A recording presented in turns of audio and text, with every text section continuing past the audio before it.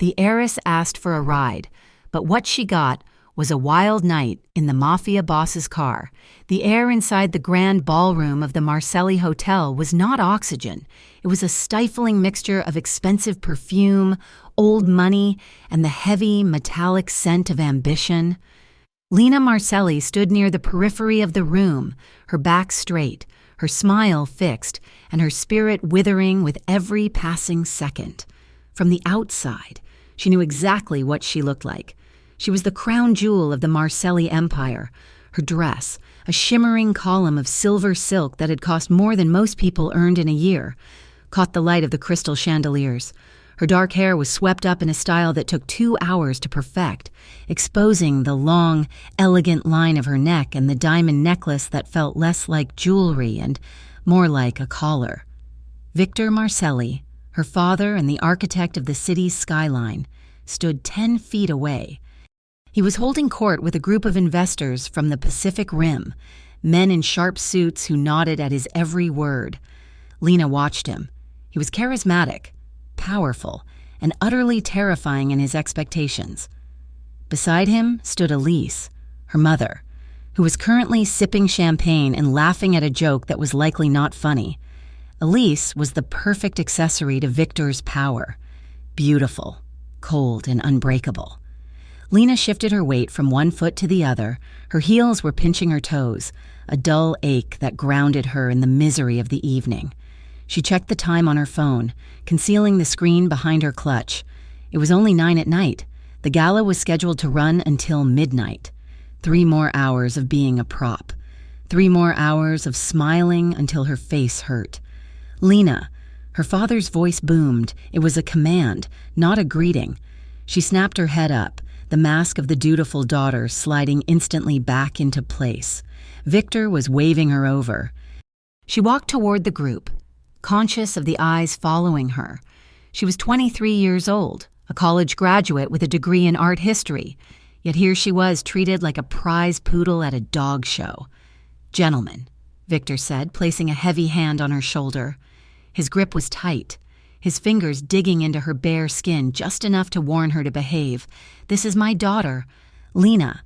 The future of the Marcelli brand, she has her mother's beauty and my business sense."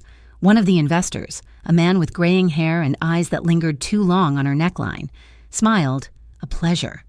"Miss Marcelli, your father tells us you are quite the asset to the family." Lena forced a smile. "Thank you. My father is very generous with his praise. He's generous with everything," the man replied smoothly. "We are looking forward to the partnership. With the new waterfront development, the Marcelli name will be untouchable." Victor laughed, a booming sound that echoed off the vaulted ceiling. "We are already untouchable, Lena. Get Mr. Henderson another drink." The command hung in the air. Lena felt heat rise in her cheeks. She was not a waitress. She was not staff. She was the heiress to the empire these men were drooling over. But defying Victor Marcelli in public was not something one did if they wanted to survive the car ride home. "Of course," Lena said, her voice tight. She turned and walked toward the bar, her hands trembling. Rage, hot and sharp, flared in her chest. She grabbed a crystal flute of champagne, but instead of returning to the circle of vultures, she kept walking. She passed the bar. She passed the string quartet playing a lifeless version of Mozart. She pushed through the heavy double doors leading to the lobby, ignoring the confused look of the doorman. The lobby was cooler, but it was still too crowded. Guests were arriving late, shedding fur coats and handing keys to valets. Lena needed air, real air. She needed to be somewhere where no one knew her last name, even if just for 5 minutes. She pushed through the revolving glass doors and stepped out onto the sidewalk. The night air of Harborview City hit her like a slap. It was mid-November, and the wind coming off the water was biting. She shivered, realizing too late that she had left her wrap inside, but she did not care. The cold felt real. It felt clean. She took a deep breath, closing her eyes, savoring the smell of exhaust and impending rain. "Lena, over here, Lena!" The shout shattered her peace. She opened her eyes to a wall of flashing lights. A swarm of paparazzi had been camping out on the sidewalk, waiting for a celebrity or a scandal. and Lena Marcelli, standing alone, shivering in a silver dress, was close enough to both. "Miss Marcelli, who are you wearing? Is it true the merger is in trouble? Lena, look this way." They surged forward like a wave. Microphones were shoved in her face. Phones were held aloft, recording her shock. Lena stumbled back, her heel catching on a crack in the pavement. Panic seized her throat. She could not go back inside. Her father would be furious that she had made a scene.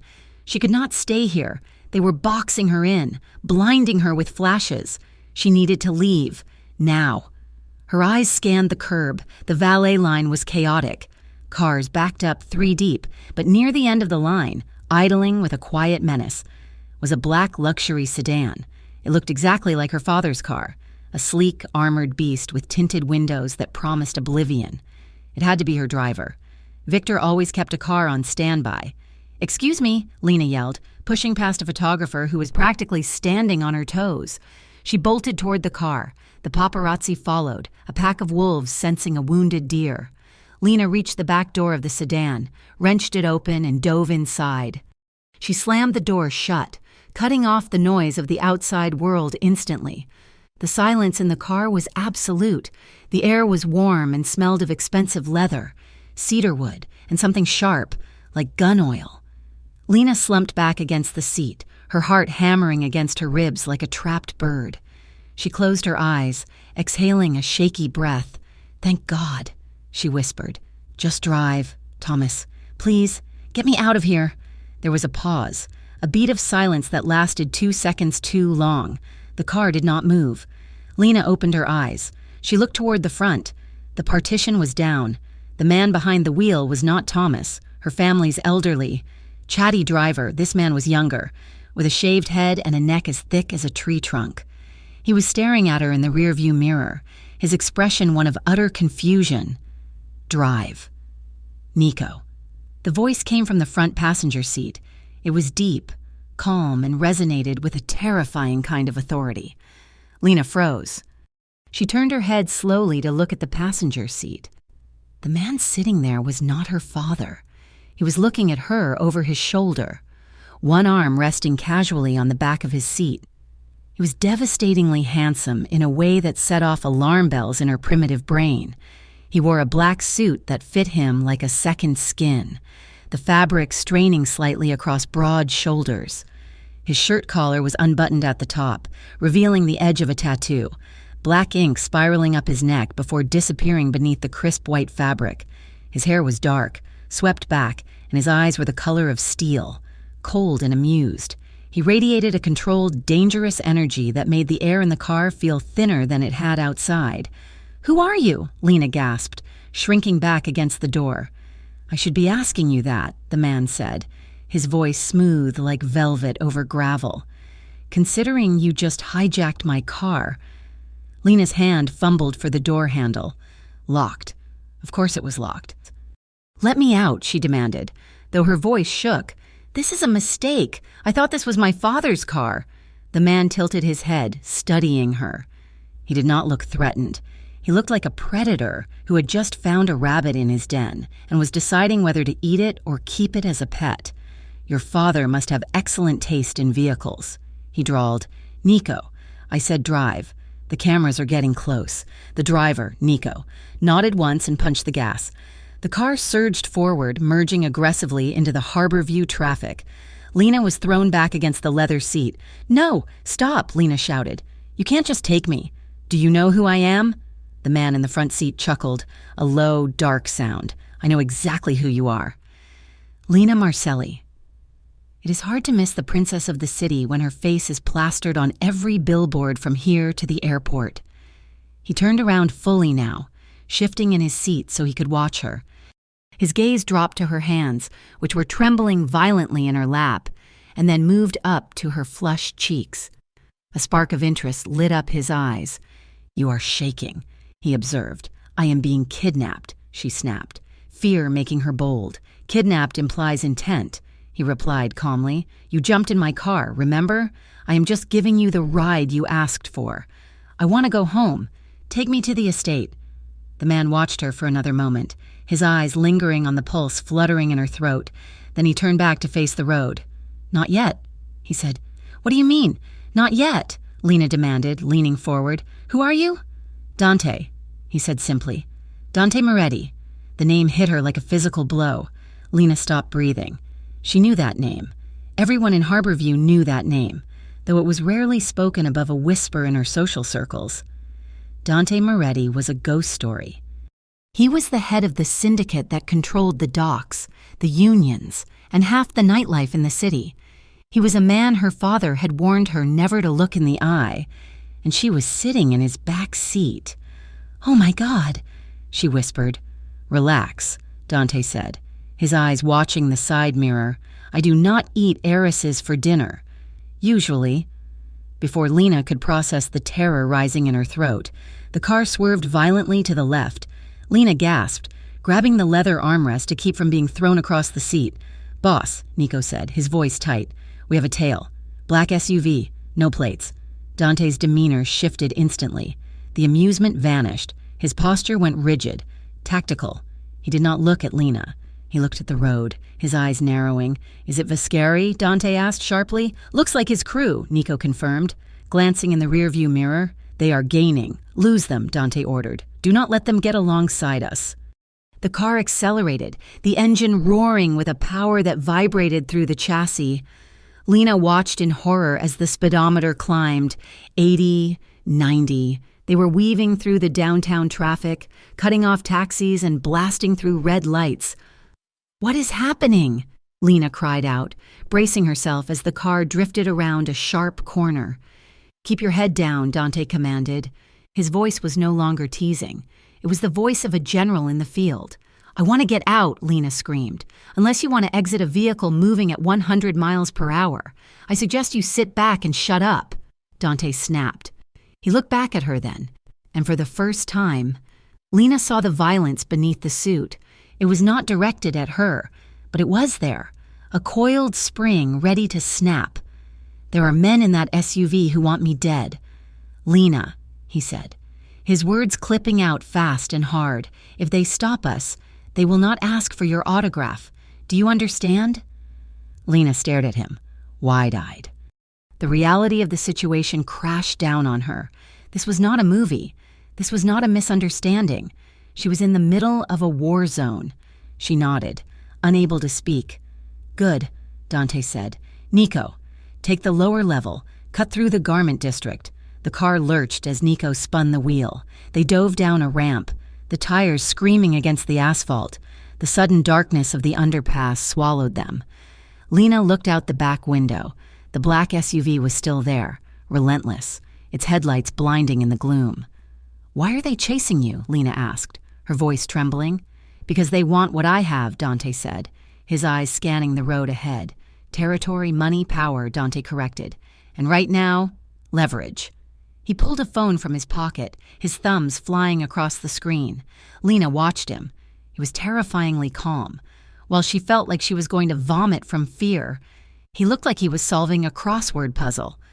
You are a criminal, Lena whispered. Nah.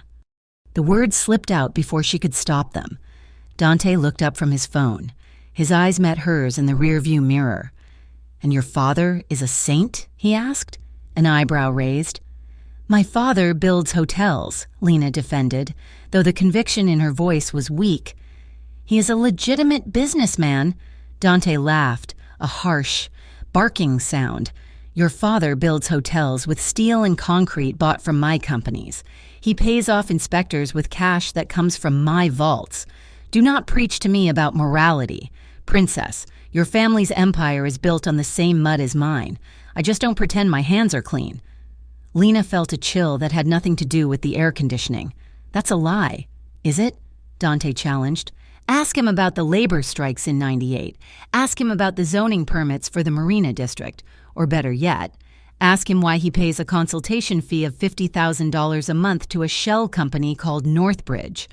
Lena fell silent. She didn't know what he was talking about, but the specific details gnawed at her. Hold on, Nico shouted. The car slammed on its brakes. Lena flew forward, the seatbelt catching her hard across the chest. Nico yanked the wheel to the right, sending the heavy sedan skidding into a narrow alleyway. The side mirrors scraped against the brick walls with a screech that set Lena's teeth on edge. They burst out the other side onto a quiet industrial street. Nico killed the headlights instantly. The car ghosted forward in the dark, turning sharply into the entrance of a multi-story concrete parking structure. Up to the 4th level, Dante ordered in a whisper. Park in the shadows. The car spiraled up the ramps. Lena held her breath, listening for the roar of the pursuing SUV. But there was nothing. Just the hum of their own engine and the sound of her own blood rushing in her ears. Nico pulled the car into a dark corner on the 4th floor, behind a concrete pillar. He killed the engine. Silence descended like a heavy blanket. For a long minute, no one moved. Dante sat perfectly still, his head cocked to the side, listening. Lena could hear the distant sounds of the city, sirens, honking horns, but they felt a world away. Clear, Nico murmured. Dante let out a long breath. He unbuckled his seatbelt and turned around, kneeling on the front seat to face Lena fully. The dim orange light from a distant street lamp filtered through the tinted windows, illuminating half his face. He looked tired now, the adrenaline fading to reveal a weary intensity. "Are you hurt?" he asked. His voice was softer now, stripped of the mockery. Lena shook her head, though her whole body was vibrating. I don't think so." Dante reached into the back seat. Lena flinched, pressing herself against the door. He paused, his hand hovering in the air. "I am not going to hurt you," he said quietly. "I need to check your eyes. You hit your head when we turned." He moved his hand slowly, giving her time to pull away. When she didn't, he reached out and gently tilted her chin up. His fingers were rough, calloused, but his touch was surprisingly light. "Look at me," he commanded softly. Lena looked. His eyes were storm gray, framed by thick lashes. Up close, she could smell him, the cedar, the expensive cologne, and the metallic tang of adrenaline. He was terrifying, yes, but there was something else there too, something magnetic. He studied her pupils, his face inches from hers. Lena held her breath. She had never been this close to a man who wasn't trying to sell her father something or take her picture. This was raw. It was intimate in a way that made her skin prickle. His thumb brushed against her cheekbone, wiping away a smudge of mascara. His gaze dropped to her lips for a fraction of a second, and the air between them suddenly felt charged. Electric. "You are fine," Dante murmured, his voice dropping an octave.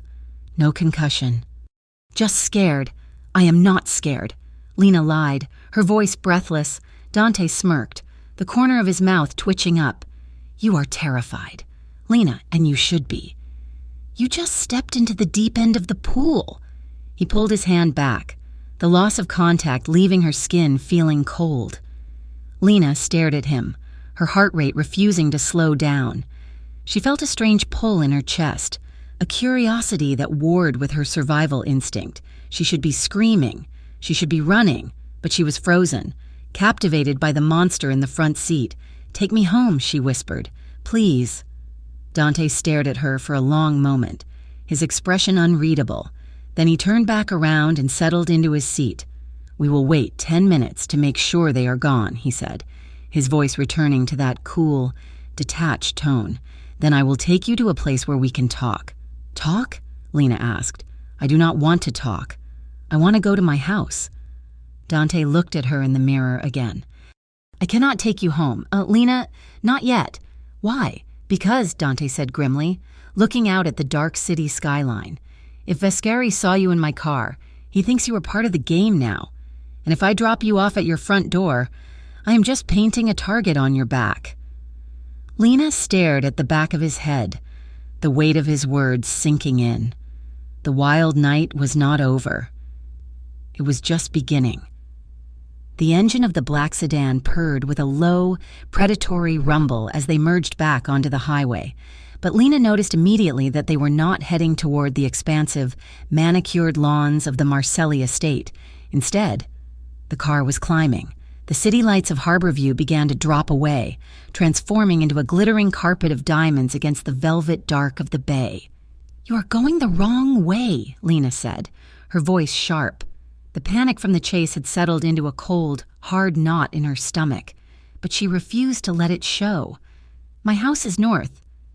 "We are heading west toward the cliffs. I know where you live." "Lena," Dante replied from the front seat. He did not turn around this time.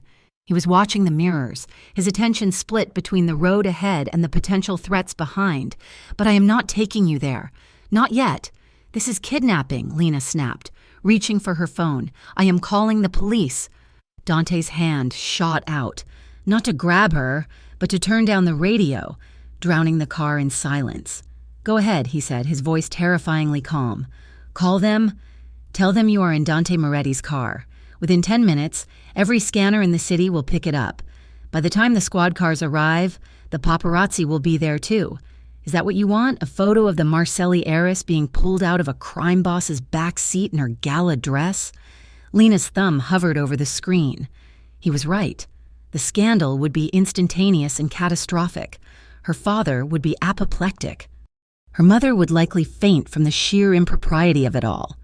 She lowered the phone, defeating, slumping her shoulders. "Where are we going? Somewhere quiet," Dante said. "Somewhere without microphones and cameras. We need to talk, and I do not trust the air in your penthouse any more than I trust the streets right now." 10 minutes later, the car slowed, turning onto a gravel turnout at the top of Outlook Point. It was a secluded spot, usually frequented by teenagers looking for privacy, but tonight it was empty. The wind whipped off the ocean, rattling the bare branches of the trees lining the cliff edge. Below them, Harborview City was a sprawling grid of gold and amber light, beautiful and deceptive. Dante killed the engine. The silence that rushed in was heavy. "Stay here, Nico," Dante instructed the driver. He opened his door and stepped out into the chill night air. He walked to the edge of the overlook, lighting a cigarette, the small flame flaring briefly against the darkness. Lena watched him for a moment. He looked like a statue carved from shadows, his silhouette imposing against the skyline. She could have stayed in the car. It was warm, safe, and armored, but something about his arrogance, the way he assumed he could just drive her around the city like luggage, ignited a spark of defiance in her chest. Lena pushed her door open and stepped out. The wind bit through her silk dress instantly, raising goose flesh on her arms, but she folded them across her chest and marched toward him. "You cannot just bring me here," she said, her voice fighting the wind. "I have security protocols. My father will have teams looking for me." Dante exhaled a plume of smoke, not looking at her. He kept his eyes on the city below. "Your father's security teams are exactly why we were chased," he said flatly. "That is ridiculous," Lena scoffed, stepping closer. Her high heels crunched on the gravel. "Those men were chasing you. You said it yourself. They are your rivals. They are my rivals." "Yes," Dante agreed, finally turning to face her, the orange glow of the distant city reflected in his eyes, making them look like burning steel. "But they were tailing you, Lena. They were waiting outside the gala. They did not know I was there until I pulled out. They thought they were following the Marcelli princess home." Lena froze. "Why would they follow me? I have nothing to do with your world." Dante laughed, a dry, humorless sound. "You have everything to do with my world. You just do not know it." He took a step toward her, and instinctively, she held her ground, though every nerve in her body told her to retreat. "Your father is not just a hotelier." "Lena," Dante said, his voice dropping low, "the Marcelli Corporation is a washing machine. A very expensive, very efficient washing machine for dirty money." "That is a lie," Lena spat, shaking her head. "My father built this city. He's a legitimate businessman. He's a partner to sharks," Dante corrected. "For the last 5 years. He's been laundering money for the Vescari crime family. Northbridge Holdings? That is Vescari's shell company. They pump cash from narcotics and gambling into your father's construction projects. The buildings go up, the money comes out clean, and your father takes a 20% cut." "No," Lena whispered. The word caught in her throat. She wanted to scream at him, to tell him he was a liar, but a cold sliver of doubt pierced her heart. She remembered the hushed phone calls in her father's study, the meetings with men who didn't look like bankers, the files locked away in safes she wasn't allowed to touch. "It is the truth," Dante said, tossing his cigarette to the ground and crushing it under his boot. "And recently, your father got greedy. He started holding back payments, trying to renegotiate terms with men who do not negotiate. That is why Vescari's men were outside tonight. They were not there to ask for a loan. They were there to grab you and remind Victor Marcelli who really owns him." Lena felt the world tilt on its axis. She wrapped her arms tighter around herself, shivering violently now, and she wasn't sure if it was the cold or the horror of what he was saying. "I don't believe you," she said, her voice trembling. "You're just trying to scare me. You are a criminal. Why should I trust a word you say?" "You shouldn't," Dante said simply, "but I am the only one standing between you and the trunk of a Vescari car right now, so you might want to start listening." He studied her then, really looked at her. He saw the way she was vibrating with cold, the way her knuckles were white where she gripped her own arms. His expression softened, just a fraction. He took off his suit jacket, the movement fluid and quick, and stepped forward to drape it over her shoulders. It was heavy and warm, smelling of him, tobacco, leather, and that sharp, clean scent of danger. Lena was too stunned to reject it. She pulled the lapels tight, drowning in the fabric. "Why?" Dante asked quietly. "Why what?" Lena managed to ask, her teeth chattering. "Why did you get in my car?" Lena looked away, staring at the glittering lights of the city that suddenly felt like a prison. "I told you," she said, "I was escaping the paparazzi." "You have security," Dante countered. "You have a driver. You could have gone back inside the hotel. But you didn't. You saw a black car. You didn't check the plate, and you jumped in. That is not just panic. Lena, that is desperation." Lena swallowed hard. The wind whipped a strand of hair across her face. Sticking to her lip gloss, she peeled it away, her hands shaking. I wanted to disappear," she admitted, her voice so quiet the wind almost stole it. Dante stepped closer, blocking the wind with his body. "Disappear? You are the face of the city. I am a billboard," Lena corrected bitterly, tears pricking her eyes. "I am a prop for my father's investors. Look at the perfect daughter. Look at the perfect life." I stood there tonight, in a dress that costs more than a house, feeling like I couldn't breathe. I just wanted, I don't know. I wanted 5 minutes where I wasn't Lena Marcelli. I wanted to be a normal girl who just needed a ride home. Her voice cracked on the last word, the adrenaline from the chase, the shock of his accusations, and the exhaustion of the night finally crashed into her. Her chest tightened. Her breath started coming in short, shallow gasps. "Hey," Dante said, his voice changing instantly. It lost its hard edge, becoming low and steady. "I can't—" Lena gasped, clutching his jacket. The air felt too thin. The ground felt like it was swaying. "I can't breathe. Panic attack," Dante noted. He didn't ask, he knew. He moved in, closing the distance between them. He didn't grab her roughly. Instead, he took her wrist, his large hand wrapping completely around it. His fingers were warm and calloused, an anchor in the storm of her anxiety. "Lena, look at me," he commanded, but gently. She shook her head, her vision swimming with black spots. "I can't." "Yes, you can. Look at me." She forced her eyes up. Dante was right there, filling her vision. He wasn't looking at her with pity. He was looking at her with a calm, absolute focus.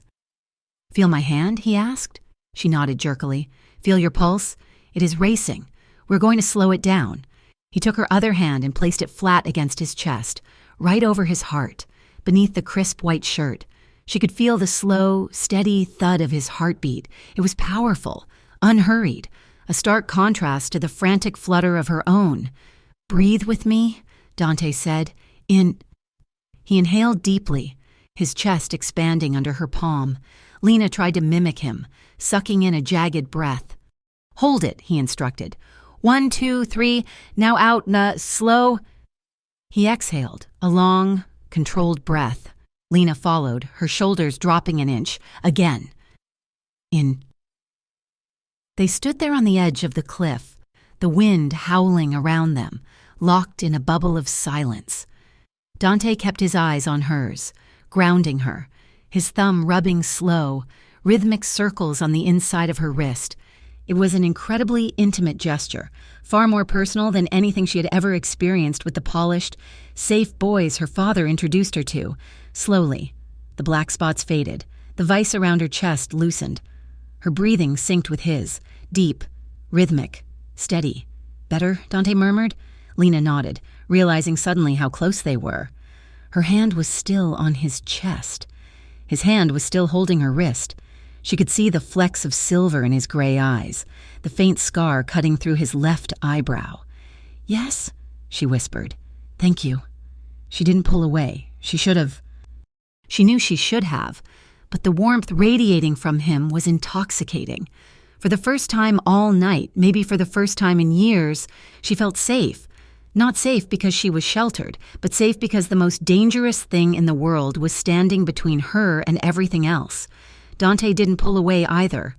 His gaze dropped from her eyes to her lips. The air between them thickened, charging with a static electricity that made Lena's breath catch again, but for a very different reason. His hand on her wrist slid up, his fingers brushing the sensitive skin of her forearm, sending a shiver racing straight to her spine. He leaned in, just an inch. Lena's eyelids fluttered. She found herself leaning toward him, drawn by a magnetic pull she couldn't rationalize. She wanted him to kiss her. It was a reckless, insane thought, but she wanted it with a sudden, fierce hunger. Dante froze. His jaw tightened. The spell broke. He pulled his head back, though he didn't let go of her arm. "Do not look at me like that." "Lena," he murmured, his voice rough. "Like what?" she whispered. "Like I am the hero of this story." He said, "I am not." He released her arm and stepped back, creating a cold void between them. "Men like me. We destroy things. Lena, even the beautiful things, especially the beautiful things. Do not trust me just because I helped you breathe." He turned his back on her, walking toward the car. "Get in," he said over his shoulder. "I am taking you back." The drive down from the overlook was silent. Lena huddled in his jacket, the scent of him surrounding her, feeling foolish and confused. Dante was back to being the cold, tactical general, his eyes scanning the mirrors. They had just merged onto the main avenue leading toward the Marcelli estate, when Nico swore softly in Italian. "Boss," Dante said, eyes snapping to the rearview mirror. "We have company again." Lena whipped her head around. Behind them, another dark SUV had appeared, swerving through traffic to catch up. It wasn't the same one as before. This one was larger, aggressive, its grille reinforced with a heavy guard. "Is it them?" Lena asked, fear spiking again. Dante didn't answer. He watched the SUV accelerate. "They are not trying to tail us this time," Dante said, his voice devoid of emotion. "They are trying to run us off the road." They were approaching a massive concrete bridge that spanned the industrial canal. The road was narrower here, walled in by high barriers. "Stop the car," Dante ordered. "What?" Nico and Lena said in unison. "Stop the car! Under the bridge! Now!" "But boss," Nico started. "Do it, Nico. I am done running." Nico slammed on the brakes. The heavy sedan skidded to a halt in the shadows beneath the bridge's massive support arches. The SUV behind them screeched to a stop 30 feet away, its high beams blinding in the dark. Dante unbuckled his seatbelt. He turned to Lena. "Stay down. Do not open this door unless I tell you to." He reached under his seat and pulled out a heavy, matte black pistol. He checked the chamber with a fluid, practiced motion that terrified Lena more than the chase had. "Dante, don't—" Lena started, grabbing his arm. He looked at her hand, then at her eyes. "Keep your head down, Lena." He opened the door and stepped out. "Nico, watch her," Dante commanded, shutting the door. Lena scrambled to the window, peering out into the gloom. The scene unfolding looked like a nightmare. 4 men spilled out of the SUV. They were wearing ski masks and carrying baseball bats and crowbars. Brutal. Messy weapons meant to send a message, not just to kill. Dante walked toward them. He didn't run. He didn't shout. He just walked, his gun held loosely at his side, pointing at the pavement. He looked utterly relaxed, as if he were walking across a hotel lobby rather than into a brawl. The leader of the attackers, a giant of a man wielding a tire iron, charged forward. "Give us the girl, Moretti," the man roared. Dante didn't break stride. When the man swung the iron, Dante moved with a speed that blurred in the dim light. He sidestepped the blow, stepped inside the man's guard, and drove the butt of his pistol into the attacker's temple. The sound was a sickening crack. The man dropped like a stone. The other three hesitated. Dante stepped over the fallen man. He raised his gun, leveling it at the center of the group. He didn't fire. He just stood there, the weapon an extension of his arm, his face a mask of cold, terrifying authority. "You are out of your depth," Dante said. His voice wasn't loud, but it echoed off the concrete walls of the underpass. "Go back to Vescari. Tell him if he wants my attention. He has it, but if he touches her, I will burn everything he owns to the ground." One of the men took a step forward, raising a bat. Dante shifted his aim instantly. He fired a single shot. The bullet sparked off the concrete inches from the man's toe. The deafening report of the gun silenced the night. "The next one goes in your knee," Dante said calmly. "Walk away." The men looked at their fallen leader, then at the gun, then at the cold, dead eyes of the man holding it. They made the calculation. They dropped their weapons and dragged their unconscious comrade back to the SUV. Tires squealed as they reversed frantically, peeling away into the night. Dante watched them go. He didn't move until their taillights disappeared. Then he engaged the safety on his gun, tucked it into the back of his waistband, and turned back to his car. Inside the sedan, Lena let out a breath she hadn't realized she was holding. She was shaking, but not just from fear. She was awestruck. She had grown up around powerful men who commanded boardrooms and shouted at assistants, but she had never seen power like that. It was raw, physical, and absolute. Dante opened the back door. The overhead light flickered on. He looked over her, checking for injuries. "Are you okay?" he asked. Lena nodded mutely. She unbuckled her seatbelt and, before she could think it through, stepped out of the car. Her legs felt wobbly. "What are you doing? Get back inside," Dante said, frowning. I needed to see that you were okay," she said, her voice small. She looked at him. He was unharmed. His suit was barely rumpled, but the energy radiating off him was intense, a buzzing heat that seemed to pull her closer. Dante looked down at her. The adrenaline was still coursing through him. She could see it in the dilation of his pupils, the tight set of his jaw. He reached out and touched her elbow to steady her as she swayed slightly in her heels. His thumb brushed the soft skin of her inner arm. The touch sent a jolt of electricity through her that made her knees weak. It wasn't the cold fear of earlier. It was a rush of heat that settled low in her stomach. "I am fine. Lena," he said, his voice rougher than usual. "I do this for a living. You do not." He guided her back into the car, his hand lingering on her arm for a second longer than necessary. 10 minutes later, the sedan idled on a quiet side street 2 blocks from the Marcelli estate. The massive iron gates of her home were visible in the distance, guarded by security teams that had failed to protect her. "I cannot drop you at the gate," Dante said, watching the entrance.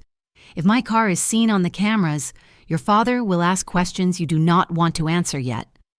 Lena nodded. She opened the door. Sliding out onto the pavement, she still had his jacket around her shoulders. She started to shrug it off, but Dante shook his head. "Keep it," he said. "It is cold. How will I return it?" Lena asked. Dante looked at her, his arm resting on the open window. A ghost of a smile touched his lips, dangerous and promising. "I have a feeling I will be seeing you again. Lena." Lena stood on the sidewalk, the oversized jacket engulfing her, smelling of him. "This isn't over, is it?" she asked softly. Dante's expression darkened. "Someone put you in danger tonight, Lena. I intend to find out who, and until I do, watch your back." He rolled up the window. The black sedan pulled away, disappearing into the shadows of the tree-lined street. Lena stood there for a long time, watching the empty road. She should have been terrified. She should have been running to her father's security. But as she turned toward the gilded cage of her family's estate, all she could feel was the phantom weight of Dante's hand on her wrist and a pull toward the darkness that she couldn't rationalize. The silence inside the Marcelli manor was not peaceful. It was the heavy, suffocating silence of a vault. When Lena walked through the front doors, the grandfather clock in the foyer was chiming 1 a.m. She still wore Dante's suit jacket over her silver gala dress, a stark, oversized flag of rebellion draped across her shoulders. Her parents were waiting in the library. Victor Marcelli stood by the fireplace, a tumbler of scotch in his hand. Elise sat on the edge of a velvet armchair, her posture perfect, her face a mask of disappointed, icy calm. "Where have you been?" Victor asked. He did not shout. He did not have to. His voice carried the weight of the entire Marcelli empire, a tone that had crushed union leaders and city councilmen for decades. I needed air," Lena stammered. Stepping into the room, the warmth of the fire did not reach her. She felt exposed, even beneath the heavy wool of the jacket. "I got overwhelmed at the gala." "Overwhelmed," Victor repeated, turning to face her. He took a sip of his drink, his eyes hard. "You embarrassed us." "Lena, I had investors asking where my daughter went. I had partners, important partners, who were very eager to meet you, and you vanished into thin air." "Partners," Lena echoed. The word landed differently now. Before tonight, it had meant bankers and architects. Now, after her conversation with Dante, it tasted like ash. "Yes, partners," Victor snapped, setting his glass down on the mantel with a sharp clink. "Men who ensure our projects move forward, men who do not appreciate being snubbed. Do you have any idea how fragile these deals are?" "Victor, please," Elise said softly, though her eyes remained on Lena's attire. "Lena, whose jacket is that? It certainly does not belong to your father." Lena pulled the lapels tighter. "It belongs to a friend. He gave me a ride home." "A friend," Victor scoffed. "You do not have friends. Lena, you have acquaintances. And if this friend is not on our approved list, he is a liability. Go to your room. We will discuss the damage control in the morning." Lena turned to leave, her heart pounding a frantic rhythm against her ribs. As she passed her father's massive mahogany desk, her eyes caught something. Amidst the perfectly organized stacks of blueprints and contracts, one manila folder sat slightly askew, as if it had been consulted recently and hastily set down. The label on the tab was handwritten in black ink, Northbridge Holdings. The air left Lena's lungs. It was the name Dante had mentioned on the cliff, the shell company, the washing machine. She forced herself to keep walking, her heels clicking on the hardwood floor, but her mind was racing. It was real. Dante had not been lying to scare her. The monster was not under her bed. The monster was sitting in her father's library, drinking scotch. Once in her bedroom. Lena locked the door. She stripped off the silver dress, leaving it in a shimmering pile on the floor. But she kept the jacket. She sat on the edge of her bed, wrapping the oversized garment around herself, inhaling the faint scent of cedar and tobacco that still clung to the fabric. It was grounding. It was the only thing in the room that felt honest. She reached into the pocket, intending to check for a receipt or a business card, anything that would give her a connection to him. Her fingers brushed against cold metal. She pulled out a phone. It was not hers. It was a sleek, black burner phone, inexpensive and disposable. It must have been slipped into the pocket by Nico while she was distracted in the car. As she held it, the screen lit up with a single text message. There was no number, just a sender ID that read unknown. The message was brief. "The Blackbird Cafe, Arts District, 2 p.m. if you want the rest of the truth." Lena stared at the screen until the backlight faded to black. The next morning, the atmosphere in the house was brittle. Lena avoided her parents, pleading a headache. She spent the hours in her room, hunched over her laptop, digging. She searched for Northbridge Holdings. The results were sparse. A generic landing page with stock photos of skyscrapers, a registered address in the Cayman Islands, and a board of directors listed only by initials. But when she cross-referenced the names with local news archives, she found fragments. A zoning permit granted to Northbridge for a warehouse district that had previously been protected land. a lawsuit regarding a construction accident at a Northbridge site, settled out of court for an undisclosed sum, and then, buried in a deep web financial forum, a thread speculating on the rise of the Vescari crime family. One user had posted a flowchart of suspected fronts. Right there, branching off from Vescari's main operation, was Northbridge, and branching off from Northbridge, connected by a dotted line, was the Marcelli Hotel Group. Lena shut the laptop, her hands trembling. The connection was there. Her father wasn't just building hotels, he was building vaults for blood money.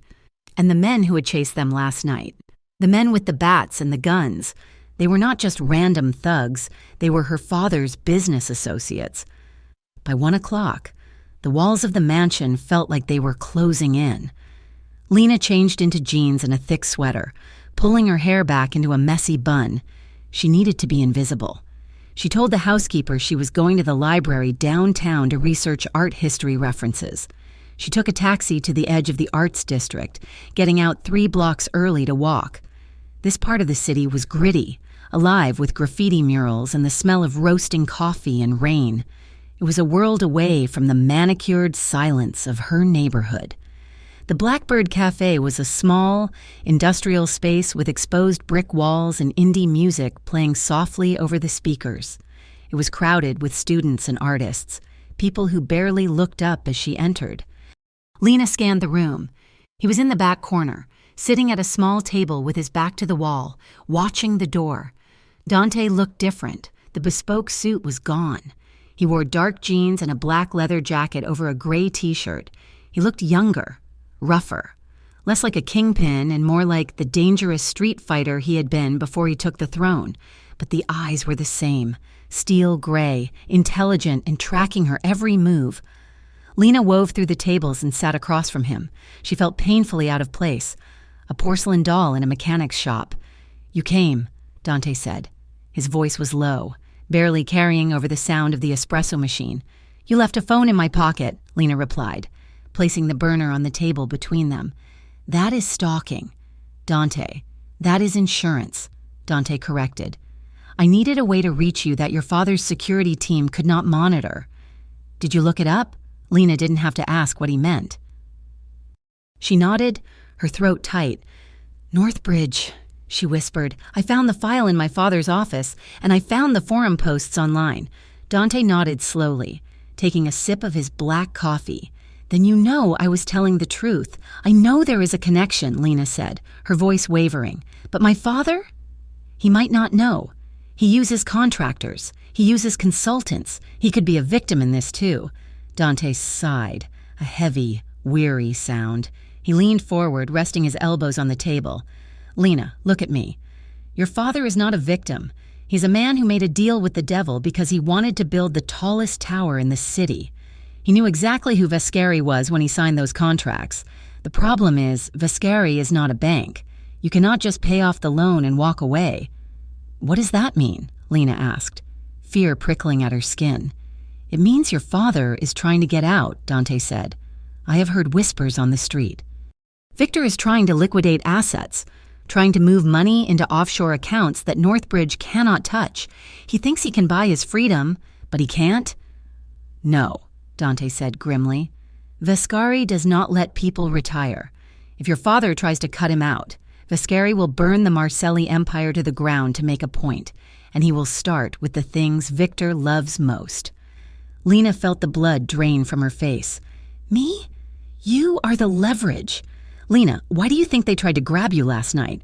It wasn't random. If they have you, your father signs whatever they want him to sign. He keeps laundering their money until there is nothing left." Lena stared at her hands, which were clenched together on the tabletop. The horror of it was overwhelming. Her entire life, the galas, the dresses, the private schools, it was all funded by this. It was all resting on a foundation of threats and violence. "I don't know what to do," she whispered. The tears she had been holding back since the night before finally spilled over. "I can't go to the police. It would destroy him, but I can't. I can't go home and pretend I don't know that my house is built on a graveyard." Her shoulders began to shake. She felt small and stupid and incredibly alone. Suddenly, A warm hand covered hers. Dante reached across the table. His fingers curled gently around her wrist, his thumb pressing against her pulse point. It was the same gesture he had used in the car, a physical anchor in the middle of her emotional free fall. "Breathe," he commanded softly. Lena looked up at him through her tears. His face was hard, but his eyes were fierce. He wasn't looking at her with pity. He was looking at her with a protective intensity that made her breath hitch. "You are not alone in this," Dante said. "I'm not going to let them take you." "Why?" Lena asked, her voice breaking. "Why do you care? You are a criminal, too. You said it yourself. You are just a rival gang, because," Dante said, his thumb brushing the sensitive skin of her wrist, "I might be a monster. Lena, but I have a code. We do not touch civilians, and we certainly do not drag women into our wars." He squeezed her hand. A brief, firm pressure. "Come on. We cannot stay here. You are too exposed." He stood up, pulling a few bills from his pocket and dropping them on the table. Lena followed him, wiping her face with her sleeve. "I should take a taxi," she said weakly as they stepped out into the cool afternoon air. "No taxis," Dante said. "I am driving you." He led her not to the main street, but around the corner into a narrow, brick-lined alley where the black sedan was parked, idling quietly. Nico was not in the driver's seat this time. Dante opened the back door for her, then slid in beside her.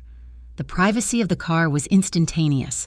The tinted windows blocked out the world, creating a cocoon of silence and leather. Dante didn't start the engine immediately. He turned in the seat to face her. "Are you okay?" he asked.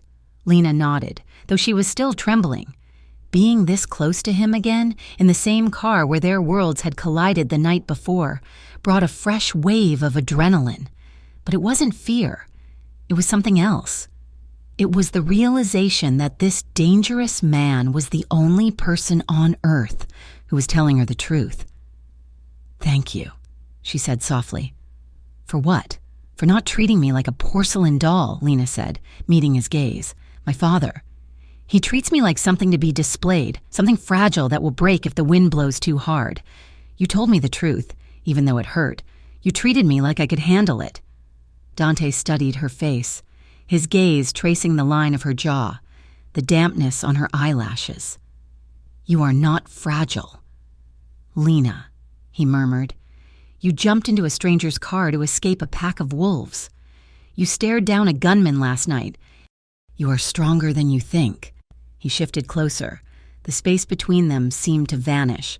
Lena felt her heart rate pick up, but this time it was a heavy, rhythmic thudding of anticipation. "I don't feel strong," she whispered. "I feel like my world is falling apart." "Let it fall," Dante said, his voice dropping to a rough whisper. "If it was built on lies, let it fall. You will build something better." He reached out, his hand cupping her jaw. His palm was warm, his skin rough against the softness of her cheek. His thumb traced the line of her cheekbone, wiping away a lingering tear. Lena leaned into his touch.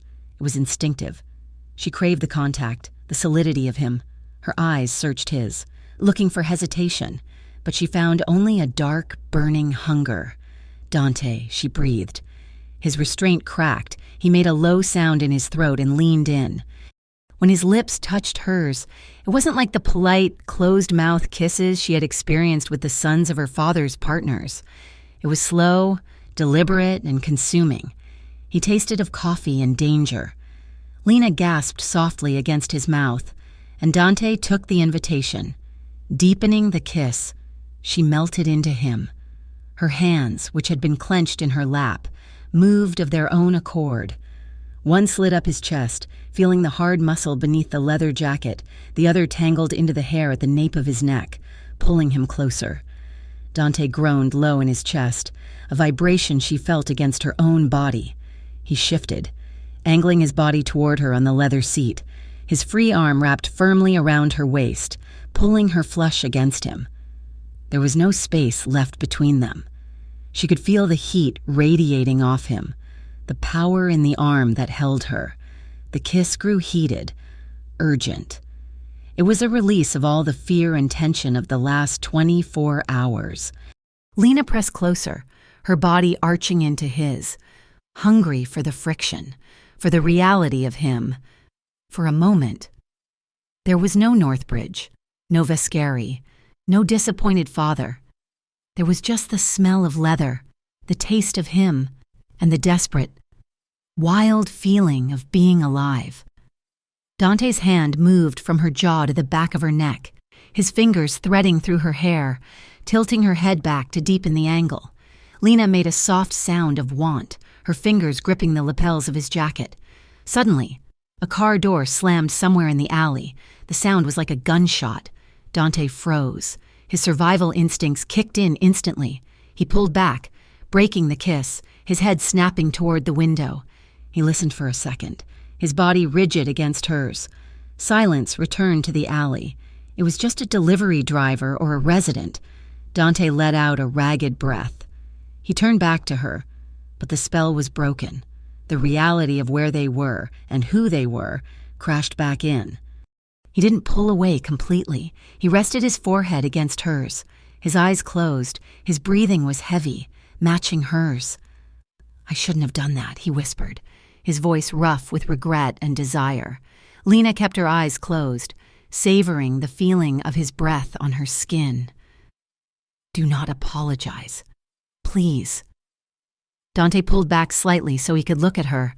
His eyes were dark, swirling with emotions she couldn't quite name: guilt, longing, and a fierce protectiveness. "You are the heiress to the throne, Lena, and I am the barbarian at the gate. Us.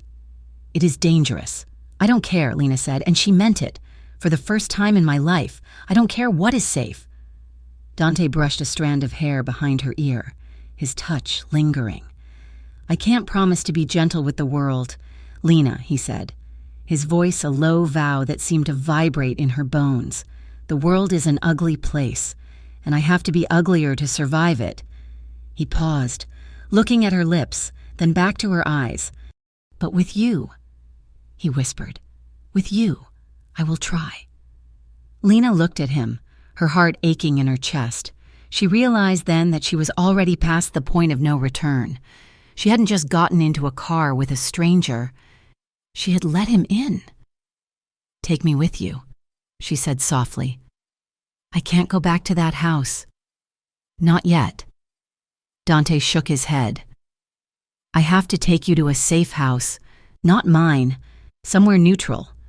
Vascari knows I have an interest in you now. If I keep you with me, I put a target on your back." He straightened up, putting a painful distance between them.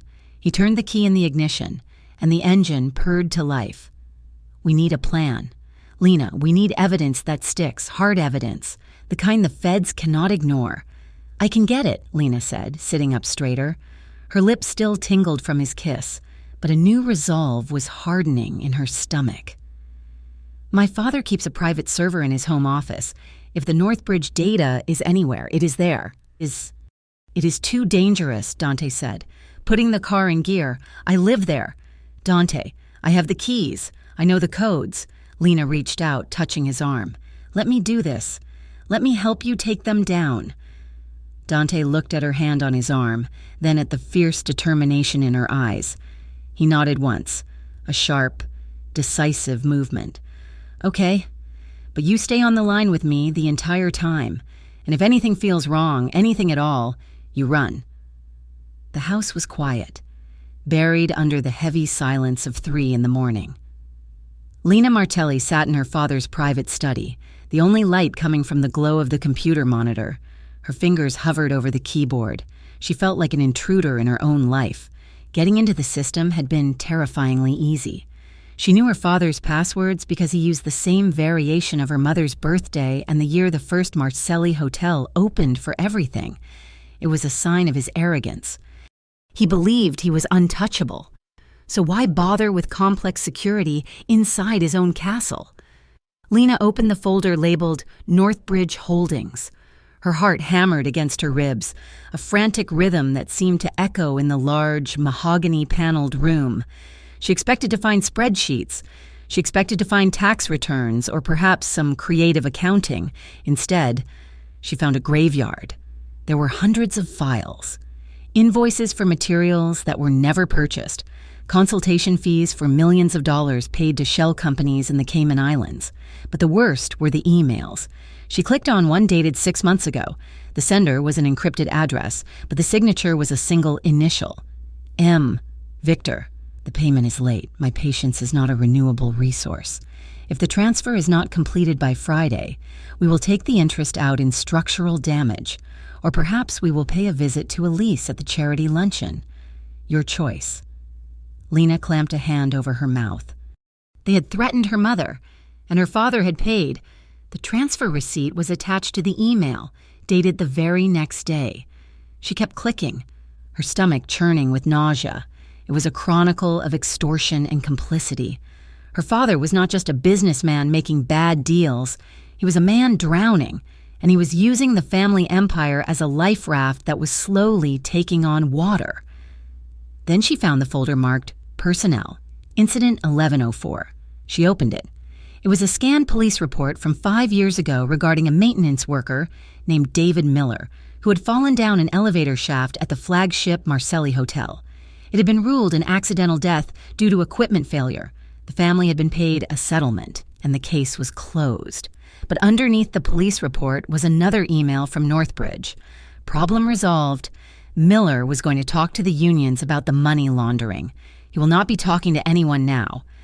Transfer the cleaning fee to the usual account. Lena stopped breathing. It was not an accident. It was a hit. A murder disguised as a tragedy, orchestrated to protect the secrets she was currently reading. And her father had paid the bill. The room suddenly felt ice cold. The luxury, the art on the walls, the expensive rug beneath her feet, it all smelled like copper and rot. Lena grabbed a flash drive from the desk drawer. Her hands were shaking so badly she dropped it twice before managing to plug it into the port. She dragged the files over, watching the progress bar crawl across the screen. "Come on," she whispered, glancing at the heavy oak door. "Come on." The moment the transfer hit 100%, she yanked the drive out, she shut down the computer, wiped the keyboard with her sleeve to remove fingerprints, and slipped out of the room like a ghost. 30 minutes later, Lena was in the back of a taxi, heading toward the industrial district. She had sent a text to the number on the burner phone Dante had given her. "I have it. Meet me." The location he sent back was a private parking garage near the docks, a concrete fortress owned by one of his shell companies. When the taxi dropped her off at the corner, the streets were empty and slick with mist. Lena walked the last block, her coat pulled tight, the flash drive burning a hole in her pocket. The garage door rolled up as she approached, triggered by a remote sensor. She stepped inside. It was cavernous and dim, lit by flickering fluorescent strips. In the center of the empty concrete floor sat the black sedan. It looked like a predator sleeping in a cave. The back door opened before she even reached it. "Get in!" Dante's voice echoed from the shadows of the interior. Lena climbed inside. The warmth of the car hit her, a stark contrast to the damp chill of the morning. Dante was sitting in the back seat this time, dressed in black, his face illuminated by the soft glow of a tablet he was holding. He looked at her, and his expression tightened. He saw the terror in her eyes. "You found something," he stated. It was not a question. Lena nodded mutely. She reached into her pocket and pulled out the flash drive. She placed it in his hand. Her fingers were ice cold against his warm skin. Dante plugged the drive into an adapter on his tablet. He didn't speak. He just started swiping through the files. Lena sat next to him, their shoulders pressed together in the tight space. She could smell the soap he used, the faint scent of gun oil, and the underlying musk of a man who lived on the edge of violence. It was a grounding scent, something real in a world that had just turned into a nightmare. "This is it," Dante murmured, his eyes scanning a spreadsheet, the paper trail. These transfers linked directly to Vescori's accounts in Macau. He kept scrolling.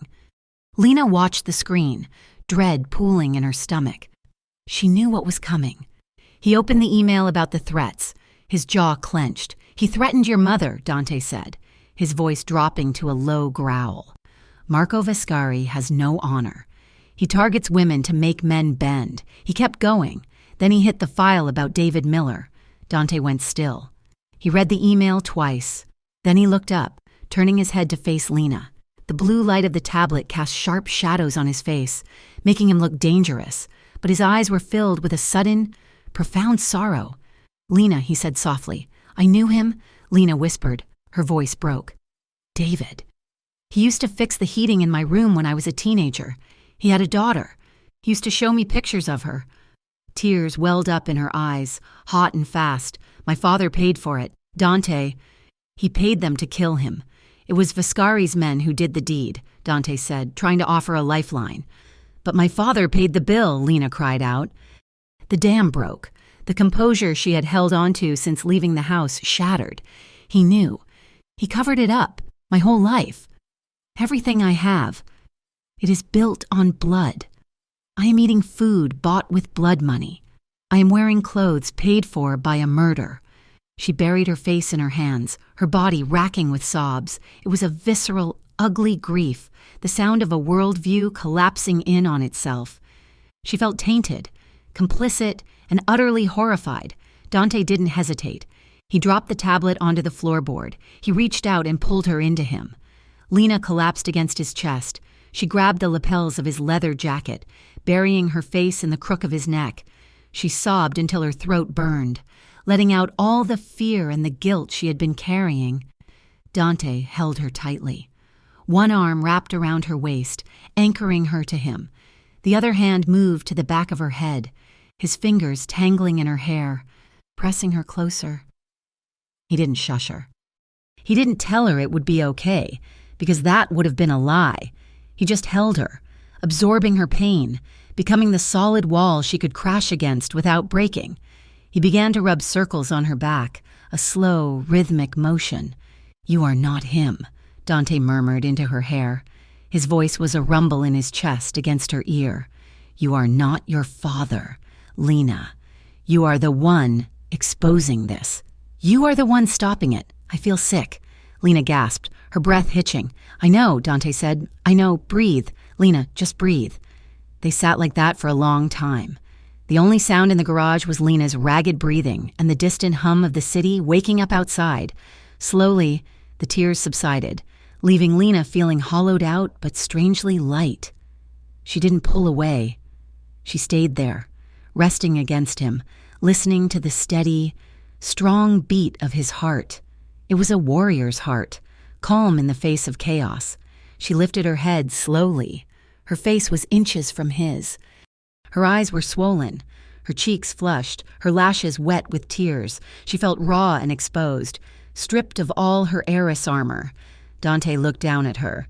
His expression was fierce, protective. He raised his hand and used his thumb to gently brush away a tear that clung to her lower lash. His touch was incredibly tender for a man who could dismantle a rival crew with a single command. "You should not be here," he whispered, his voice rough. "You should be somewhere safe, somewhere light. There is no light anymore," Lena said softly. "There is just the truth. And you are the only one who told it to me." The air in the car shifted. The grief began to recede, replaced by something hotter, sharper. The proximity between them, which had been comforting a moment ago, suddenly became electric.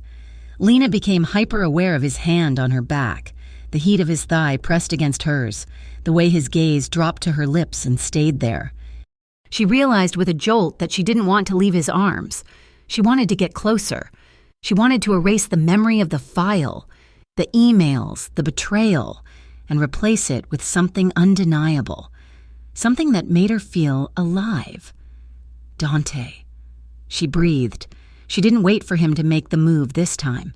She needed to be the one to choose. She shifted, turning her body fully toward him. She reached up, her hand cupping the back of his neck, her fingers sliding into the short, dark hair there. Dante went still, his eyes searching hers for any sign of hesitation. When he found none, his pupils dilated. Lena leaned in and pressed her lips to his. It started slow, a tasting, a question. But the moment their mouths connected, the dam broke for him too. Dante groaned, a low, guttural sound of surrender. He opened his mouth, deepening the kiss, his tongue sweeping against hers. It wasn't gentle. It was desperate. It was the collision of two people who were standing on the edge of a cliff. Lena moved. The back seat was cramped, but she didn't care. She climbed onto his lap, straddling him, her knees bracketing his hips on the leather bench. The position was intimate, vulnerable, and incredibly bold. She felt the hard ridge of his belt buckle against her stomach, the solid muscles of his thighs beneath her. Dante's hands went to her waist, gripping her firmly, holding her in place. He pulled her flush against him, eliminating every millimeter of space.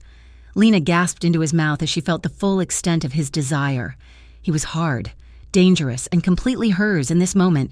She pressed closer, grinding down slightly, needing the friction. The kiss became urgent, wet and consuming. Her hands roamed over his chest, gripping his jacket, then sliding inside to feel the heat of his shirt. Dante's hands slid down her back, cupping her hips, kneading the flesh there with a possessive strength that made her head spin. For the first time in her life, Lena felt seen. He wasn't holding the Marcelli heiress. He was holding Lena. He was holding the woman who had broken into a safe, who had faced down the truth, who was brave enough to want a man the world told her to fear. And Dante felt his walls crumbling. He had spent 10 years building a fortress around his emotions, convincing himself that he could never have this. Someone soft, someone good. But she was in his arms, clinging to him like he was her salvation.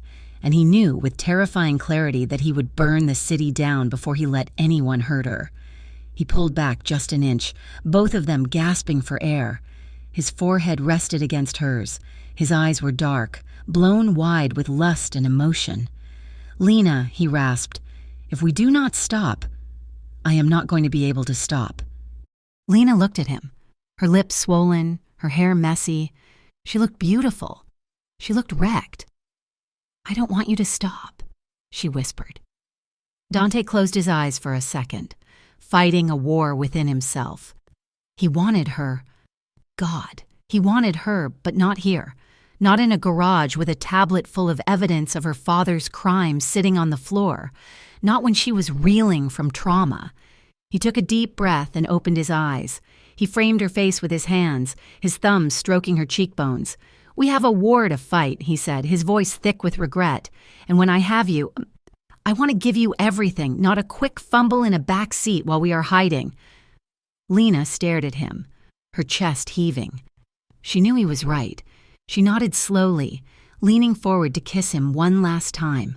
Soft, lingering, a promise. "Okay," she whispered. She climbed off his lap, settling back into the seat beside him. The loss of contact was physical pain. She adjusted her sweater, her face burning, but she didn't look away from him. Dante watched her, his hand reaching out to squeeze hers. "We need a plan," he said, forcing his voice back to business. "This evidence. It is enough to bury Northbridge, but it will bury your father, too." "I know," Lena said, her voice steadying. She looked at the tablet on the floor. "But if we can prove he was coerced, if we can prove Vescari threatened my mother, maybe we can get him a deal. Cooperation for a reduced sentence. It is a long shot," Dante warned. "The feds love a billionaire defendant. It is the only shot he has." Lena said, "I won't let him get away with it, Dante. But I won't let Vescari kill him either. I want Northbridge destroyed." Dante nodded, a grim smile touching his lips. "That I can do. We take this to a contact I have at the Bureau, a man who hates Vescari as much as I do. We leak the financial records first, freeze their assets, then we drop the murder file." Suddenly, Dante's phone buzzed in his pocket. It wasn't a text. It was a call.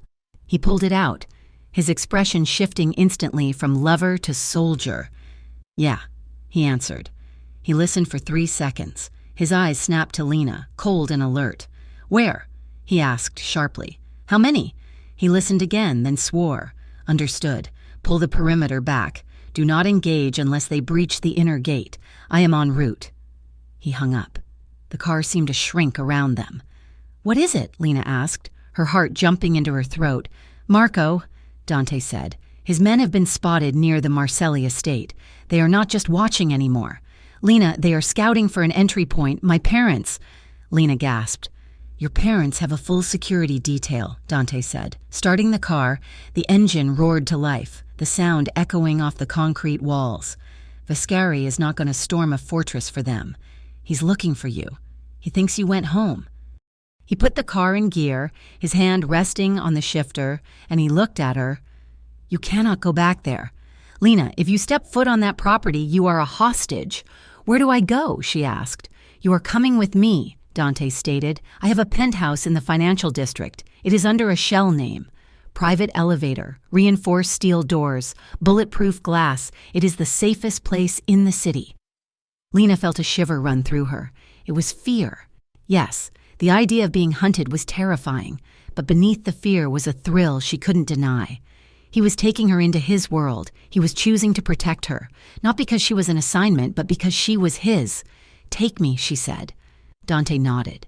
He gunned the engine, and the black sedan peeled out of the garage, racing toward the dawn and the war that was waiting for them.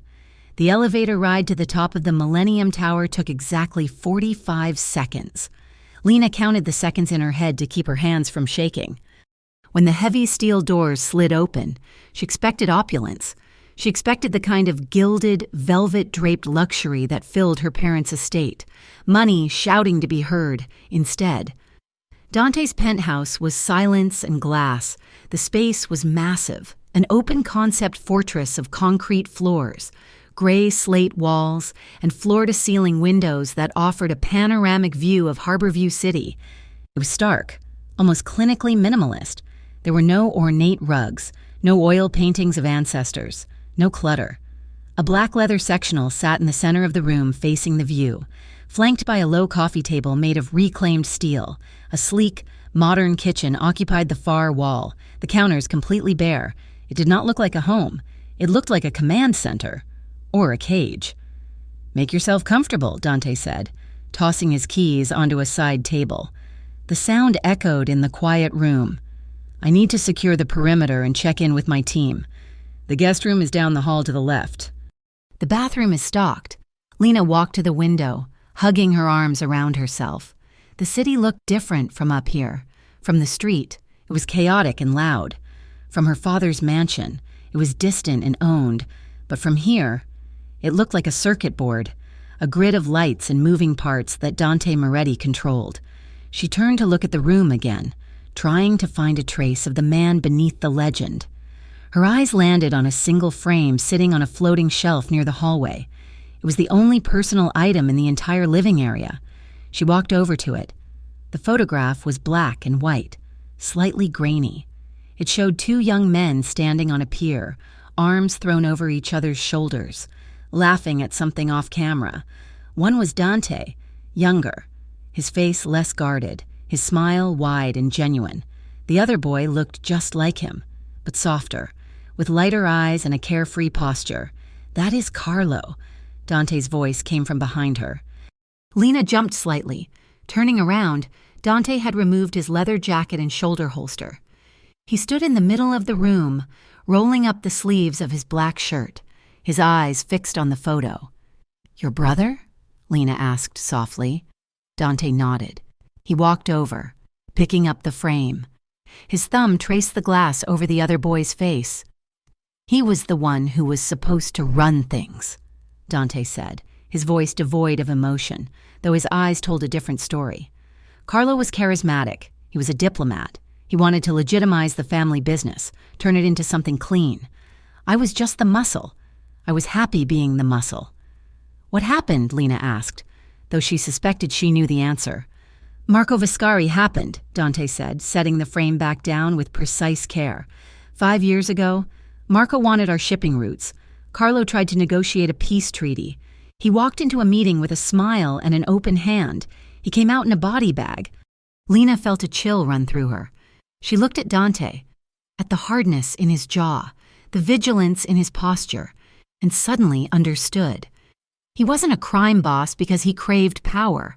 He was a crime boss because he was a soldier who had picked up his fallen brother's sword. I took over the next day, Dante continued, turning to face her, and I learned a lesson that Carlo died for. You cannot negotiate with wolves. "Lena, you have to shoot them." He looked at her then, his gaze intense. "That is why I am going to destroy Northbridge. Not just for business. For Carlo. And now, for you." The night dissolved into a blur of strategy and caffeine. They sat at the long dining table, surrounded by laptops and tablets. Dante was on the phone constantly, speaking in rapid-fire Italian and coded English to his lieutenants. Lena sat opposite him, organizing the files she had stolen. It was strange. Working with him. She should have been terrified.